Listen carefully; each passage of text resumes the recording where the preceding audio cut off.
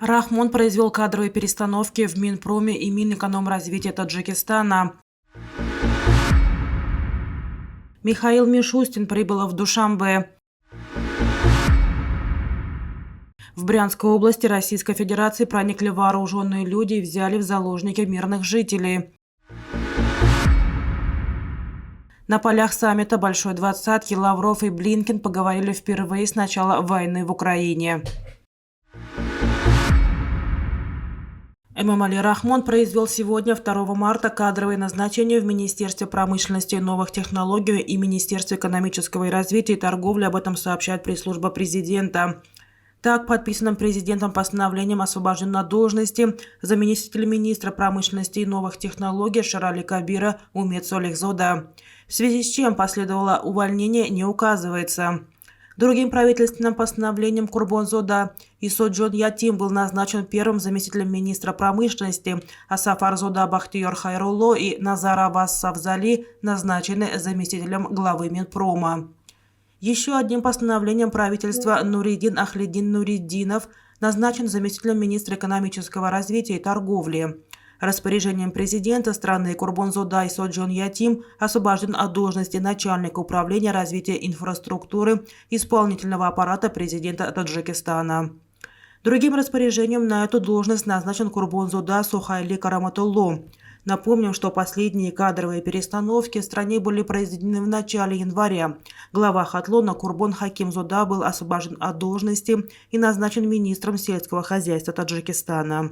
Министр труда, миграции и занятости населения Ширин Амонзода также была снята с должности, а на этот пост назначена Гульнура Хасанзода. По данным источника радио Зоди, президент раскритиковал работу Амонзода за то, что она проводила в ведомстве неправильную кадровую политику. По слухам же, ее займы были пойманы на коррупции. Председатель правительства Российской Федерации Михаил Мишустин прибыл сегодня, 2 марта, в Душанбе. В международном аэропорту Душанбе его встретили премьер-министр страны Кахыр Расулзода и другие официальные лица, сообщает агентство Ховар. Сегодня запланирована его встреча с президентом Таджикистана Эмомали Рахмоном. Председатель правительства возложил венок к подножию памятника основателю первого таджикского государства Исмаила Сомони. Кроме того, Михаил Мишустин посетит общеобразовательное учреждение имени Юрия Гагарина и примет участие в 9-й конференции межрегионального сотрудничества и бизнес-форуме Таджикистана и России, который начал свою работу сегодня. В ходе этой конференции уже были подписаны более 20 документов о сотрудничестве в промышленной, научно-технической, энергетической, образовательной и других сферах. На 3 марта в Душанбе намечены расширенные переговоры делегаций Таджикистана и России. Губернатор Брянской области России Александр Богомаз заявил, что беспилотник вооруженных сил Украины нанес удар по селу Сушаны в Климовском районе, из-за чего загорелся жилой дом. Об этом он написал в телеграм-канале. Также губернатор сообщил, что украинские диверсанты проникли на территорию Климовского района и в селе Любячино обстреляли автомобиль. По неподтвержденным данным СМИ, школьный автобус. Российские телеграм-каналы «База» и «Мэш» утверждают, что украинские диверсанты взяли в заложники несколько человек в селе Сушаны. ТАСС пишет, что в заложниках находится 6 человек.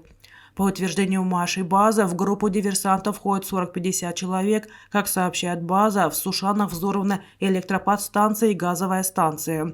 Утверждается, что российские военные ведут бой с диверсантами. О боях в Сушанах также сообщает ТАСС. РИА Новости при этом сообщает о заложниках в селе Любячино. ФСБ России заявили, что совместно с силами Минобороны Российской Федерации проводят в приграничном Климовском районе мероприятия по уничтожению нарушивших государственную границу вооруженных украинских националистов. Владимир Путин охарактеризовал произошедшее в Брянской области как очередной террористический акт, очередное преступление. Советник руководителя Офиса президента Украины Михаил Подоляк заявил, что проникновение украинской диверсионно-разведывательной группы на территорию Брянской области является провокацией российских властей.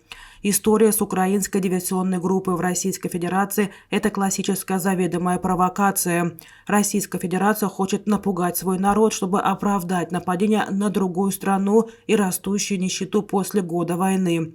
Партизанские движения в Российской Федерации становятся все сильнее и агрессивнее. Бойтесь своих партизан, написал он в Твиттер. Госсекретарь США и министр иностранных дел России около 10 минут беседовали на полях саммита Большой Двадцатки в Дели. И за это время, как отметили в Госдепартаменте США, Блинкен вновь дал понять Лаврову, что Америка намерена помогать Украине столько, сколько потребуется, и что России следовало бы вернуться к соблюдению договора СНВ, а также освободить посаженного в России в тюрьму американского гражданина Пола Уиллена, пишет BBC. Это была первая встреча Лаврова и Блинкена с начала войны. В последний раз они разговаривали в Женеве в январе 2022 года. Представитель МИД России Мария Захарова заявила, что никаких переговоров по сути не было, и что Блинкен сам попросил о таком контакте, на что Лавров дал согласие. Трения в связи с продолжающейся агрессией России в Украине продолжают ощущаться в ходе переговоров в Дели, несмотря на то, что премьер-министр Индии призвал министров иностранных дел Большой Двадцатки на время забыть о разногласиях. «Мы встречаемся во время глубокого глобального раскола», сказал Нарендра Моди и призвал собравшихся министров постараться найти общий язык. Тем не менее, несмотря на усилия индийского премьера и его команды, еще до начала встречи тема войны явно стала доминирующей. «Эту войну необходимо осудить», сказал журналистам накануне открытия саммита верховный представитель Евросоюза по иностранным делам и политике безопасности Жозеп Боррель. «Я надеюсь и уверен, что Индия использует свои дипломатические возможности, чтобы дать России понять, что эта война должна быть закончена».